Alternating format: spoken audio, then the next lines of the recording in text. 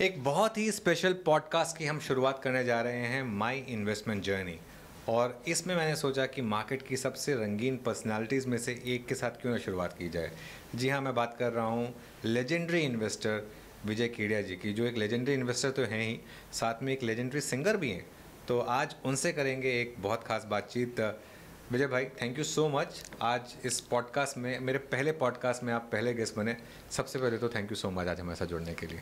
Thank you अनुज, मेरे लिए भी अपॉर्चुनिटी है कि आपकी पहले पॉडकास्ट में मैं पहला गेस्ट हूँ, तो ठीक, अच्छी बात है। तो देखिए, हम इसको कह रहे हैं माई इन्वेस्टमेंट जर्नी। तो विजय भाई, सबसे पहले तो आप ये बताइए, आपने अपनी इन्वेस्टमेंट जर्नी कब शुरू की और कैसे शुरू हुई आपकी इन्वेस्टमेंट जर्नी? मेरी इन्वेस्टमेंट जर्नी एक्चुअली अगर देखा जाए तो समझो जब मैं 19 ईयर्स का था तब से मेरी जर्नी शुरू हुई। 19 ईयर्स से? 19 ईयर्स का था। हाँ। तो उसके पहले मैं 3-4 साल तक मेरे ग्रैंडफादर के साथ में मॉक ट्रेडिंग करता था मैं तो लेकिन ऑफिशियली अगर समझाओ तो 19 साल की उम्र से मेरी जर्नी शुरू हुई, स्टॉक मार्केट की जर्नी।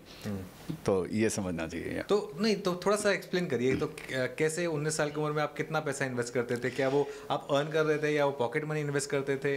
कैसे इन्वेस्ट करते थे आप? और आपको ये शौक लगा कैसे इन्वेस्टमेंट का स्टॉक मार्केट में? उस समय तो सब, मतलब 19 साल तो बहुत यंग एज है। हाँ, तो वो क्या था कि उसमें मैंने शुरुआत तो किया मैंने ट्रेडिंग के साथ में, फ्यूचर की ट्रेडिंग के साथ, जिसको हम लोग सट्टा बोलते हैं और ये बोलते थे, तो उसके हिसाब से शुरू किया था। तो क्योंकि पैसा वैसा कुछ इन्वेस्टमेंट करने के लिए था नहीं, तो इसके लिए तो घर के माहौल भी थोड़े से नाजुक स्थिति थी। पिताजी की भी डेथ हो गई थी जल्दी, तो स्थिति ऐसी थी कि तो कुछ इन्वेस्टमेंट के लिए कुछ था नहीं।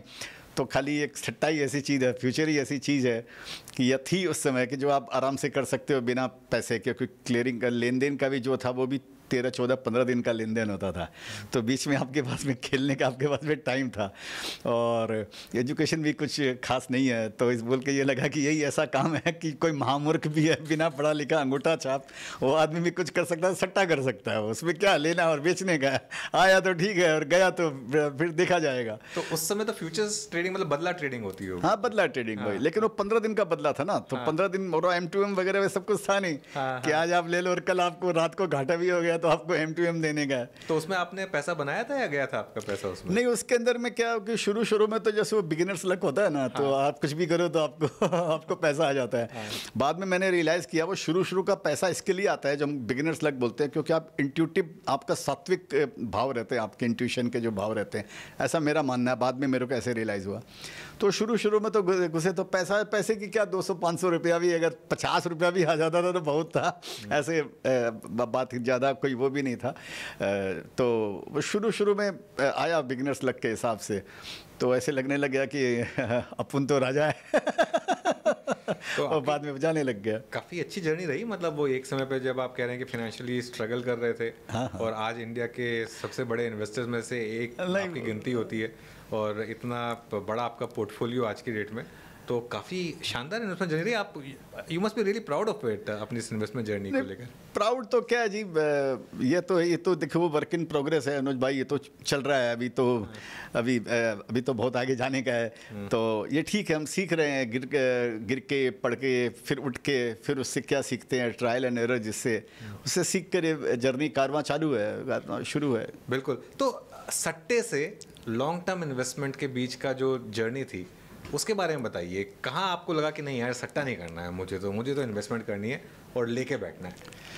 नहीं, वो तो क्या, वो इतने थपेड़े खाए ना लाइफ के अंदर में इतनी माहौल ऐसा रहा कि उसमें कि एक समय जैसे ऐसा आया कि जैसे सट्टे में पैसा लग गया था, तो वो माँ के गहने बेचने की नौबत आ गई थी कि अभी ये पेमेंट करने का है। लेकिन पेमेंट में टाइम था, लेकिन वो कुछ 30-35 हज़ार रुपये कुछ लग गए होंगे।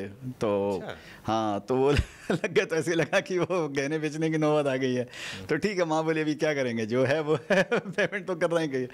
तो बीच में एक टाइम था उसके अंदर में कि जब मैं बता, 15 दिन की क्लियरिंग होती थी, पैसा बाद में देने का। तो भगवान को मनाया, थोड़ा पटाया कि भाई बचा ले मेरे को, नहीं तो ज़िंदगी भर का धब्बा लग जाएगा मेरे, कि पिताजी ने बनवाया और बेटे ने उड़वा दिया। तो मतलब बचा ले, भगवान ने 2-3 दिन में वो सब मेकअप हो गया। तो मैं भगवान को ये बोला कि बचा ले मेरे को, मैं शेयर बाजार छोड़ के चला जाऊँगा ये। तो ये मैंने उनको बोला। तो वो संयोग से 2-3 दिन के अंदर में पैसे आ गए और मैंने फिर एक बार बाजार छोड़ भी दिया। 10-5 दिन छोड़ा होगा, 5 दिन 7 दिन। लेकिन वो जिसकी जहाँ पर कॉलिंग होती है, जो किस्मत खींचती है, तो वापस फिर तेरे बिना भी क्या जीना। तो वो फिर मैं वापस शेयर बाजार में आ गया, भगवान से माफ़ी मांगा कि भाई इसके बिना मैं तो रह नहीं पाऊंगा। तो फिर माता जी के लिए उससे कई गुना ज़्यादा फिर गहने बनवाए भी होंगे फिर उसके बाद आपने? हाँ, वो तो ठीक है, वो तो समझिए। एक टाइम ऐसा था मेरे पास में, जो वो बच्चे के दूध के लिए 14 रुपये नहीं थे मेरे पास में, दूध का डब्बा खरीदने के लिए। तो एक ऐसा पोजीशन था, ये ड्यूरिंग उस मनी पीरियड की बात बता रहा हूँ। तो वो तो ऐसे भी नौबत देखी। तो इन सब के बाद में फिर ऐसे समझ में आया कि शायद मैं इसके लिए नहीं बनाऊँ।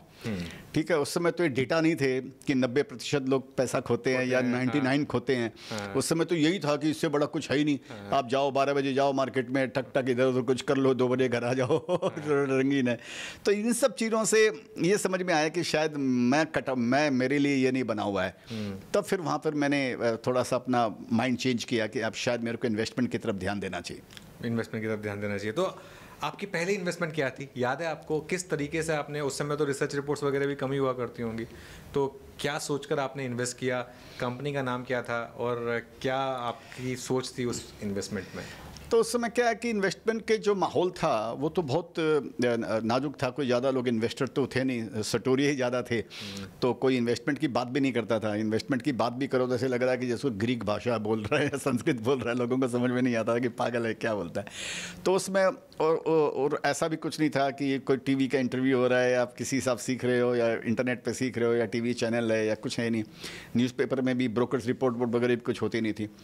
तो मेरे को याद है कि ये जब मैगज़ीन्स जो आती थी ना, जैसे बिज़नेस इंडिया मैगज़ीन्स पुरानी मैगज़ीन है, और ऐसे इस तरह जो बिज़नेस की मैगज़ीन होती थी, उनके पीछे के अंदर में एडवर्टीजमेंट आती थी कि हमको सीईओ चाहिए या सीएफओ चाहिए। उसमें सीईओ सीएफओ भी नहीं होते थे, एमडी एग्जीक्यूटिव डायरेक्टर ऐसे ही होते थे। ये सब टर्म्स लगता बाद में आए हैं।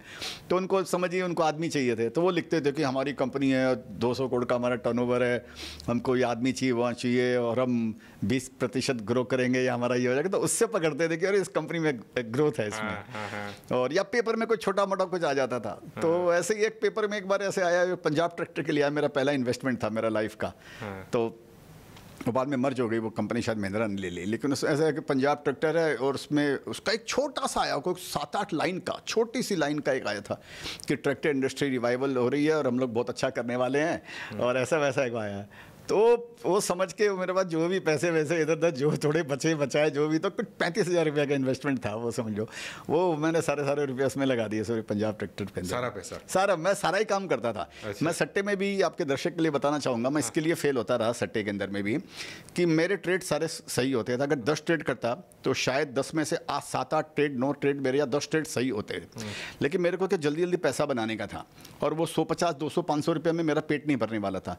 तो मैं 2, 4, 5 ट्रेड करके पैसे कमाता था, और वो सारे पैसे एक बड़े ट्रेड में लगा देता था, क्योंकि मेरे को जल्दी करोड़पति बनने का था मेरे को। उसमें मेरा वो खत्म हो जाता था। हाँ, तो इसके लिए मैंने बाद में कोट निकाला। मेरे को रियलाइज़ हुआ, आत्ममंथन किया, तो फिर मैंने थोड़े दिन पहले कोट निकाला कि your mental capacity is more important than your financial capacity. आपका मानसिक जो स्थिति है, जो कैपेसिटी है, वो ज़्यादा ज़रूरी है। तो ये गिर के सीखा, पहले कोई सिखाने वाला नहीं था, गिर के पढ़ के समझ में आया। तो मेरा वो तो अब now coming to your point, तो फिर पंजाब ट्रैक्टर वो पढ़ के 35,000 रुपये जो थे सारे के सारे मैंने लगा दिए। चलो ठीक है। तो कितना बना फिर उस 35,000 से आपका? वो 35,000 मेरा उसमें लगा, साल 1.5 साल 2 साल कुछ लगा उसके अंदर में। लेकिन फिर वो मेरा वो 5-7 गुना हो गया कुछ, वो मेरा वो मैंने मल्टी मेकर हुआ, अच्छा है हुआ। वो मेरी लाइफ के लिए मेरे को बहुत बड़ा कॉन्फिडेंस इस बात को दिया कि चाहे रुपया उसमें 2-3 लाख ही आए होंगे उसके अंदर में, लेकिन ये मेरे को बताया कि हाँ इट वर्क्स, ऐसा हो सकता है, ऐसा हो सकता है, स्टॉक मार्केट से पैसा बन सकता है कि आप ऐसे हो। तो ये मेरी लाइफ का। तो फिर वो टाइम था, उसके बाद से आपने फिर सट्टा छोड़ दिया और उसके बाद इन्वेस्टमेंट पे ध्यान दिया? उसके बाद में मैंने इन्वेस्टमेंट पे ध्यान दिया, लेकिन सट्टा नहीं छूटा। अच्छा। हाँ, क्योंकि ये सट्टे की लत ऐसी है कि जैसे मैंने कई मेरे स्पीचेस में बोले हैं कि ये ड्रग के जैसे है, ये इतना बड़ा एडिक्शन है कि ये सट्टे का, कि वो सट्टा आप छोड़ते हो सट्टे को, सट्टा आपको नहीं छोड़ता है। उसके बाद में फिर लेकिन क्या हो गया, फिर मेरा फोकस हो गया फिर इन्वेस्टमेंट पे, और फिर मेरे को संयोग से, तकदीर से कुछ ना कुछ मेरे को मल्टीबैगर ही मिलते रहे मेरे को लाइफ के अंदर में। लेकिन फिर भी मेरी रफ्तार थी वो बड़ी स्लो हो जाती थी, क्योंकि पहले तो क्या था, मैं 4 कदम आगे बढ़ता था और समझिए वापस 4 कदम पीछे आ जाता था, जीरो हो जाता था। अभी मैं 4 कदम आगे बढ़ता था लेकिन 2 कदम पीछे आ जाता, वो सट्टा मेरे को 2 कदम पीछे ले जाता था मेरे को। तो वो आदत मेरी फिर भी सट्टे की बनी रही। ऑफकोर्स क्वांटिटी कम हो गई और कंफर्टेबल पोजीशन आ गई। ऐसी पोजीशन नहीं थी कि मेरे को गहने बेचने पड़े मेरे के लिए दूध के पैसे नहीं हो ऐसा क्लाइमैक्स नहीं आया ऐसा, लेकिन वो कंफर्टेबल पोजीशन हो गई और मैंने स्टॉप लॉस सीख लिया। मेरा लाइफ में सबसे बड़ा ये 2 एपिसोड अगर मेरे लाइफ में नहीं होते, ये दूध वाला या समझो वो माँ के गहने बेचने वाला, तो मैं शायद आज आपके पास में खड़ा नहीं होता। माने ज़िंदगी की बड़ी से बड़ी क्राइसिस आपको आती है, वो कुछ ना कुछ आपको सिखा के जाती है। विजय भाई बहुत इंटरेस्टिंग है, आप इन इंस्टेंसेस को हंसकर याद कर रहे हैं।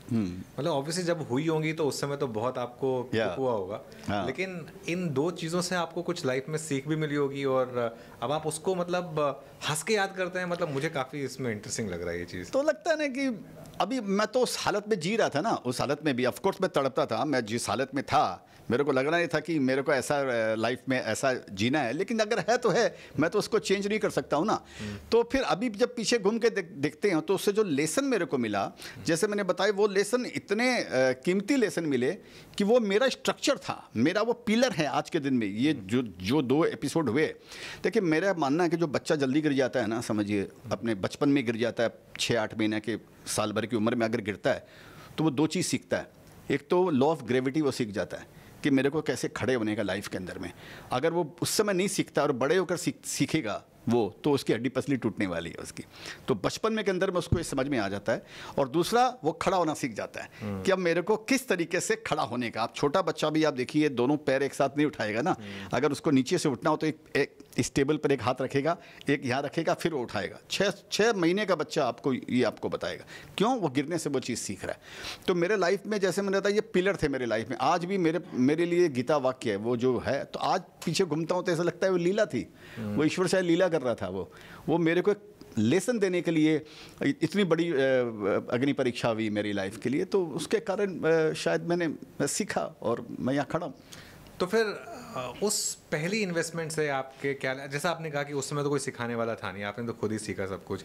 क्या इन्वेस्टमेंट लेसन रहे आपके जो आपके साथ अब तक हैं, और जो आप चाहते हैं कि रिटेल इन्वेस्टर्स भी फॉलो करें उसको?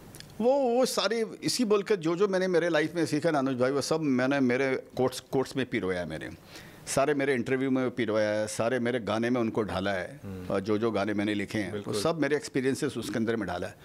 वो एक चीज़ तो इसमें ये समझ में आ गया कि इन्वेस्टमेंट में पैसा बनता है, दूसरी कि शेयर बाज़ार में पैसा बनता है, और तीसरा कि अगर आप शेयर्स को होल्ड करते हो, ऐसा नहीं है कि अगर 2 साल भी मैंने अगर होल्ड किया तो 2 साल में ऐसा नहीं कि उसमें उतार चढ़ाव आए होंगे। उसके अंदर में भाई बहुत उतार चढ़ाव आए होंगे, ऐसा तो नहीं है। मेरे को याद से 35 या 40 रुपये का शेयर था, फिर शायद वो 200, 300, 400 रुपये कुछ भी हो गया होगा, मैं जल्दी निकल गया होगा। तो लेकिन उसके बीच में तो 20 रुपया बढ़ा, फिर 10 घटा, 20 बढ़, जैसे शेयर बाजार की चाल है। तो आपको इन सब से डिस्टर्ब नहीं होने गया आपको। आपका एम अगर समझो, देखो एक चीज़ मैंने सीखा अनुज भाई, अगर आप 100 मीटर की रेस दौड़ रहे हो तो आपका ध्यान 90 मीटर में जाने के बाद में अगले 10 मीटर पे होएगा, कि मेरे को ये कवर करने का है। लेकिन अगर आप समझो 32-34 किलोमीटर की मैराथन अगर दौड़ रहे हो तो आपका दम 100 मीटर पे नहीं रहेगा, फिर आप एक उसको ब्रेक करेंगे, फिर आप उसको उसी रफ्तार से चलोगे, फिर आपका लक्ष्य बड़ा हो गया आपका, कि आपको तो 32-34 किलोमीटर दौड़ना है ना। तो आप 2-4-5 किलोमीटर चलने के बाद में आपके दिमाग में कुछ नहीं होने वाला है। बिल्कुल, it is as good as zero, कि आपने शुरुआत की आपने। तो मेरे को ये समझ में आ गया कि ये लॉन्ग टर्म होता है, सालों शेयर आपको रखने पड़ते हैं, अच्छी कंपनी में आपको इन्वेस्ट करना पड़ता है, लीडर को पकड़ना पड़ता है, जो लाइन के अंदर में जो एक सिग्निफिकेंट कंपनी है उसमें आपको करना पड़ता है। तो ये शुरुआत थी, तो ये सीखने को मिला। आपने कहा कि आप कह रहे हैं कि आप लकी रहे कि आपको इतने मल्टीबैगर मिले। ऑब्वियसली वो आपकी स्किल थी, लेकिन लक कई बार पार्ट प्ले करता है, हर बार नहीं करेगा। आप एक बार लकी हो सकते हैं, बार बार नहीं। तो ऑब्वियसली आपकी स्किल काफ़ी इंपॉर्टेंट रही। आपने इतने मल्टीबैगर्स में इन्वेस्ट किया, आपका फर्स्ट मल्टीबैगर क्या था जो आपको अब तक अच्छे से याद है? पहला मल्टीबैगर बताता हूँ। इसके पहले मैं आपको एक बात बताता हूँ। आपने लक की बात की तो जो मेरे दिमाग में एक बात आ रहा है, मैंने ये रियलाइज़ किया कि लक आपकी रक्षा ज़रूर करता है, लेकिन एक बार करता है, 2 बार करता है, या 3 बार भी करता है, बार बार नहीं करता है। तो वो क्या करता है, वो हर बार लक आपका भाग्य आपकी रक्षा करता है, हर समय वो भाग्य आपको एक लेसन सिखाता है। बिल्कुल। सेकंड टाइम या थर्ड टाइम भाग्य आपकी रक्षा नहीं करता है, वो भाग्य के द्वारा जो लेसन आपने सीखा उसको इंप्लीमेंट करना, वो लेसन आपकी रक्षा करता है। लेकिन अगर आप लेसन अगर आप भूल जाओगे तो भाग्य आपकी रक्षा नहीं करेगा। बिल्कुल। तो ये भाग्य का ऐसा मैंने पाया है। और तो आपका क्वेश्चन था पहला, सॉरी क्या था? पहला मल्टीबैगर क्या था आपका? तो पहला मल्टीबैगर तो समझो ये था पंजाब ट्रैक्टर हो गया। तो फर्स्ट जर्नी वो तो फर्स्ट ही हो गया, फर्स्ट हो गया, अल्फाबेट्स वाला हो गया। और उसके बाद मैं इससे जो भी पैसा कमाया मैंने, वो सारा पैसा मैंने एसीसी में लगा दिया मैंने। जो मेरे को खाने पीने के लिए रखने का था, वो जो भी रखने का था समझिए वो मैंने रखा। और उसके एसीसी वो 90s की वो जो पीक हाँ वो जो उसमें, अच्छा, तो वो पैसा उस समय जो भी बचा और वो उसमें लगा दिया, और वो फिर मेरा 10 गुना हो गया समझिए। और वो निकल गया उसमें टाइम पे? मैं जल्दी निकल गया, मैं जल्दी निकल, मैं 10 गुने में निकल गया, वो तो फिर 20-30 गुना हो गया। तो लेकिन ठीक है, तो चलो। तो विजय भाई, जब आप एक ऐसा मल्टीबैगर बेचते हैं, सपोज करिए 10 गुना या 20 गुना हो गया, और अगर वो वहां से भी और 5 गुना भाग जाए, तो उसके बाद कोई रिग्रेट होती है या नहीं? उसके बाद आप कहते हैं कि अभी क्या है ना, पहले ऐसे रिग्रेट होता था, अरे छूट गया, टूट गया, फूट गया। अभी लाइफ में ये सब आ गया। अभी ऐसा लगता है कि ये रिग्रेट तो लाइफस्टाइल डिजीज, इसीलिए मैंने कोट बनाया कि इन्वेस्टिंग का regret is the lifestyle disease of investing. ये जिंदगी भर आपके पीछे रहने वाला है। जल्दी बेच दिया तो, देरी से बेचा तो, बढ़ गया तो कम क्वांटिटी क्यों ली, घट गया तो ज़्यादा क्वांटिटी क्यों ली। तो मैंने उसी को फिर वो गाना याद करता हूँ, जो मिल गया उसी को मुकद्दर समझ लिया, जो खो गया मैं उसको भुलाता चला गया। वो आपका भी फेवरेट गाना है, मैं जिंदगी का साथ निभाता चला गया। तो ये सब गाने लाइफ में ये वाकई में आपको हेल्प करते हैं, मोटिवेट करते हैं, आपको याद दिलाते रहते हैं आपको कि क्या करने का है भाई, ये गया तो गया, अभी क्या करोगे। बिल्कुल। आपकी अब तक की बेस्ट इन्वेस्टमेंट क्या रही है? बेस्ट इन्वेस्टमेंट देखो हर लेवल पे मेरा अलग अलग रहा। जैसे समझिए अगर वो रेंज की बात है, समझिए उस समय समझो पंजाब ट्रैक्टर रहा, फिर मेरा एसीसी रहा, बीच में भी आईटी के टाइम पे भी कई में शेयर्स ऐसे निकले। एक शेयर्स मैंने लिए थे लीडिंग एज, वो भी मेरा वो मैंने लिया था 50-60 रुपये में, मैं निकला 700 रुपये में। लीडिंग एज है वो कंपनी, तभी बाद में बिक गई कि उसको नाम चेंज हो गया। वो 50-60 में मैंने लिया, फिर वो 700-800 में मैं निकल गया, वो 2200 रुपया हुआ। तो मैं तो 700-800 में निकला, 2200 वाला बाद में 5 रुपया कुछ हो गया। तो बंटाधार हो गया। तो ऐसे हर फेस पे मिलते रहे। अभी जो सिग्निफिकेंट अगर बात करूं तो 2003 से 5 के बीच में मैंने 3 शेयर्स लिए थे। मैंने एजिस लॉजिस्टिक्स लिया, तो लोटो लिया, सेरा सैनिटरीवेयर लिया। ये तीनों 100 गुना बढ़े, 100 टाइम्स हुए। सेरा सैनिटरीवेयर ने में अगर मेरे डिविडेंड को मैं जोड़ लूँ तो मेरी कॉस्ट 0 है, कॉस्ट है मेरी। तो आज के दिन अगर उसको अभी मैंने बेचा है 2 महीना 3 महीने पहले, 16,000 गुना रिटर्न दिया भाई मेरे को। 16,000 गुना? 16,000 गुना, मैं 16,000% नहीं बोल रहा हूँ। हाँ। 16,000 टाइम्स मेरे को रिटर्न दिया। हाँ। तो कहने का मतलब है ये तो इस तरह के तो कई मिलते रहे। 16,000 गुना आपने कभी सोचा भी नहीं होगा कि कोई स्टॉक इतना जनरेट कर सकता है जब आप लेने जाते हैं? सवाल ही नहीं है। 16 गुने का नहीं सोचा भाई। हाँ, और 5 साल तक तो पकाता रहा वो शेयर मेरे को। मैं 3, 4, 5 में लिया, समझो 30 रुपये के भाव में लिया था मैंने उसको। ठीक है, 30 रुपये वाला शेयर वो फिर से 100-125 हो गया। आज की वो स्प्लिट या कुछ बोनस आ गया 1-to-1, तो इस बोल कर उसको एडजस्ट करके बता रहा हूँ। 30 में लिया, 30 वाला 125 हो गया था, और 25 वाला वो वापस 30 रुपये आ गया। तो 30 का मैंने 125 पे भी नहीं बेचा, 125 वाला वापस 30 आया तो भी मैंने नहीं बेचा। अब उसके बाद में मेरे को उसमें 175 रुपये डिविडेंड मिला भाई मेरे को। 130 रुपये के शेयर में 175 रुपये डिविडेंड मिल गया मेरे को, अगर आज तक मैं जोड़ूँ तो उसको। और वो शेयर का भाव 8,200 रुपये है एक्स बोनस, तो 16,400 का भाव है। तो 16,000 गुना मेरे को 16,000 गुना मेरे को रिटर्न दिया। तो ऐसा है। तो वो मैं फिर बेचता नहीं हूँ, मैं वो पैसे को भूल जाता हूँ। एक मेरा माइंड में ये होता है, जो पैसा जिस कंपनी में लगाया ना, वो शेयर्स उसको मैं फिर वो गीता ज्ञान आता है, मेरा अपना कछु नहीं, जो कुछ है सो तो। इसी के लिए मैंने एक कोट बनाया है कि your investment belongs to the market, your profit belongs to you, your demat statement belongs to the market, your bank statement belongs to you. कि मैं वो पैसा देख के मैं खर्चा भी नहीं करता हूँ कि मेरा पोर्टफोलियो समझो एक एग्जांपल इस शेयर में 25 करोड़ का हो गया, 5 करोड़ का, 50 लाख का हो गया। पैसा आपके बैंक में नहीं है तो वो बैंक में नहीं है तो मैं उसको खर्चा नहीं करता हूँ। मैं अगर कल खर्चा करने जाऊँगा तो वो मेरा डीपी स्टेटमेंट देख कर नहीं खर्चा करता हूँ। बैंक में कितना रुपया वो देख कर मैं खर्चा करता हूँ। न मेरे दिमाग में वो चढ़ता है क्या मेरे पास इतना, क्योंकि मैंने देख लिया शेयर बाजार में कि यहाँ पर आज कुछ और है, कल कुछ और है, तो उसका घमंड नहीं करने का। बिल्कुल। कोई रिग्रेट रहा हो आपका, एक स्टॉक जो आप इन्वेस्ट करना चाह रहे हैं आप नहीं कर पाए? और फिर एकदम से प्राइस भाग गया, आपको लगा कि यार मेरे पास तो थी स्टोरी, मैं नहीं कर पाया। इसमें दो शेयर का जिक्र करूंगा जो मेरा लाइफ का सबसे बड़ा एक मैंने रिग्रेट नहीं, मिस्टेक थी समझो। अगर आप एक तो मैंने स्टुअर्ट्स एंड लॉयड लिया था, टाटा की कंपनी थी वो, फिर टाटा ने बेच दी थी इंडियन ऑयल कॉरपोरेशन को, और ऑयल टैंकिंग एक जर्मन कंपनी दोनों ने मिलकर की थी, तो बनाई थी एक जीवी किया, और उन्होंने टाटा से स्टुअर्ट्स एंड लॉयड लिया। वो कंपनी मैंने लिया, उसका 3-4% कुछ मैंने ले लिया होगा, बाद में वो कंपनी ज़ीरो ही हो गई, वो डीलिस्ट हो गई, इंडियन ऑयल कॉरपोरेशन की कंपनी। तो ये तो हो गया मिस्टेक। और रिग्रेट पर मेरे को एक नया किस्सा याद आता है, अभी नया नहीं याद रिग्रेट है, वैसे कोई भी रिग्रेट मेरे को लाइफ में ज़्यादा दिनों तक मेरे पास में नहीं रहता है। डिपेंड करता है उसकी ग्रेविटी क्या है, और लेकिन वो जल्दी जल्दी फिर मैं उनको भूल जाता हूँ। ये सीख लिया लाइफ के अंदर। मैं एक एग्जांपल देता हूँ, जैसे लोग आपके बोलते हैं ना, दर्शक बोलते हैं, आपके ऑडियंस बोलते हैं, या जो भी मेरे को मिलता है मैनेजमेंट से, मेरे को कोई बोलता है कि आपका तो मैनेजमेंट से मिल लेते हो। मैं बोला मैनेजमेंट से मिलकर मैं पैसा खोता हूँ? मैं आपको सही बात आपको बताता हूँ, मेरे को कोई इंटरेस्ट नहीं है मैनेजमेंट से मिलने के, क्योंकि मैनेजमेंट को मैं तो स्मॉल और मीडियम कैप में इन्वेस्ट करता हूँ ना भाई, तो मेरे को ऐसे लगता है मैनेजमेंट को खुद को नहीं मालूम है कि वो कितना बड़ा बन सकता है। You never know what you can become. तो अभी एक कंपनी है, एग्जांपल के लिए बोलते हैं, जैसे जीएमडीसी है। मैं इस कंपनी को साल भर से मैं इसको देख रहा हूँ, इसको मेरे को लग रहा है कि शायद ये कंपनी को तोड़फोड़ करेगा। मैंने 120, 30, 40 रुपये में कुछ मैंने शेयर्स ले लिए इस कंपनी में, 5 लाख शेयर्स लिए मैंने। उसके बाद में 210-20 रुपया हो गया, फिर 210-20 हो गया कि 150-60 आ गया। मेरे को लगा चलो ठीक, अपने को उसका कोई फ़र्क नहीं पड़ता, मेरे को लगा टर्न अराउंड हो रहा है, लिग्नाइट है, ये है वो है। फिर रेयर अर्थ की कुछ बातचीत आ गई, उसके आते रहते हैं उसके मैनेजमेंट, रेयर अर्थ निकालूंगा और ये करूँगा वो करूँगा। मैं बोला अपना काम तो हो गया, ये सब मोबाइल का रेयर अर्थ निकालेगा, ये होगा, अपने बड़ी गाड़ी में बैठ गए। अभी एक मज़े की बात है, देखो मैनेजमेंट से मिलना।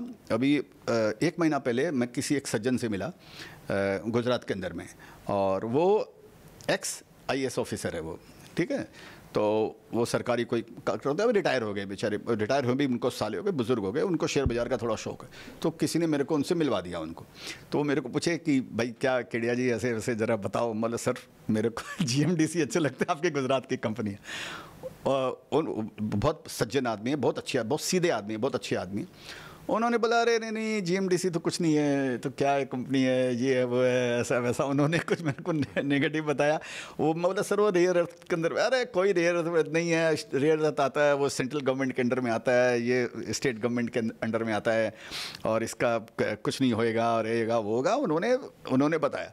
अभी चूंकि अभी सोचो खुद भी IAS ऑफिसर रहे हैं सालों पहले, तो मैंने क्या बोला, ऐसे तो मैं जनरली किसी को सुनता नहीं हूँ, लेकिन चूंकि वो गुजरात कैडर के थे, और तो मेरा दिमाग थोड़ा सा फिर गया। मैं बोला यार की है, मैंने 160, 70, 75 में शेयर बेच दिए, और ये बात 15-20 दिन नहीं हुआ होगा। डबल हो गया। 400 रुपये का भाव है यार, 380 का भाव है। तो रोज मैं GMDC को देखता हूँ, मतलब अपना तो लिग्नाइट निकल गया भैया, कंपनी का कब निकलेगा मालूम नहीं है। तो ये एक रिग्रेट है, जो उसका भाव देखता, अब मैंने उसको मेरी स्क्रीन से भी निकाला, चल मेरे को देखने का नहीं है, तो उससे मैं ओवरकम हो रहा हूँ, क्योंकि ये 10 दिन 15-20 दिन में सारा खेला हो गया ऐसे बोलकर। तो विजय भाई, अब इस समय आपका पोर्टफोलियो काफ़ी शानदार है वैसे।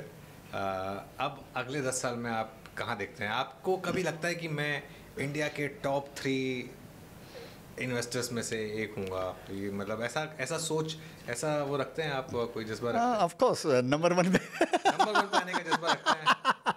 ऐसा मन में तो देखो रहता ही है कि हाँ भाई, ऑफ कोर्स कि हाँ भी मैं जिस काम में हूँ उसमें मैं अव्वल दर्जे पे रहूँ। स्कूल में तो नहीं मैं अव्वल नंबर लेके आया, और लेकिन ऑफ कोर्स ये मन में तो ये जरूर रहता है कि हाँ भाई, क्योंकि कि हाँ मैं भी कुछ बड़ा काम करूँ। बिल्कुल, और बिल्कुल करेंगे आप, और कर भी रहे हैं, ऐसा नहीं है। और ऑब्वियसली इतने अच्छे रिटर्न्स आपने जनरेट किए। अच्छा, मुझे एक चीज़ जो आपकी अच्छी लगती है विजय भाई, वो आप शायद ये आपके अपने खुद की इन्वेस्टमेंट जर्नी से रही हो, आप रिटेल की हेल्प करने की हमेशा कोशिश करते हैं। चाहे आपके कोट्स हों, चाहे आपके गाने हों, चाहे आपके इंटरव्यूज़ हों, जैसा आप कह रहे हैं। एक फ्रेश गाना लिखा है मेरे ख्याल से आपने, अगर वो उसकी 4 लाइनें अगर हमको सुना सके तो आप।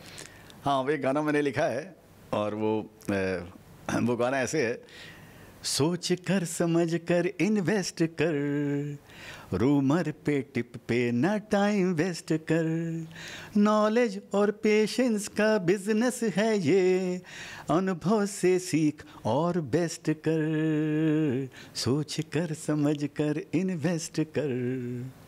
बहुत बहुत शानदार विजय भाई, और आपकी आज थोड़ी सी वॉइस बैठी हुई थी, फिर भी आपने ये गाना गाया हमारे लिए, उसके लिए बहुत बहुत शुक्रिया। और आज मेरे इस पॉडकास्ट में पहला गेस्ट बनने के लिए बहुत बहुत शुक्रिया। Thank you dear, thank you very much. Thank you so much. तो ये थे विजय केडिया, और अगले हफ्ते एक और खास मेहमान से मिलेंगे इस इन्वेस्टमेंट जर्नी में। Thank you so much.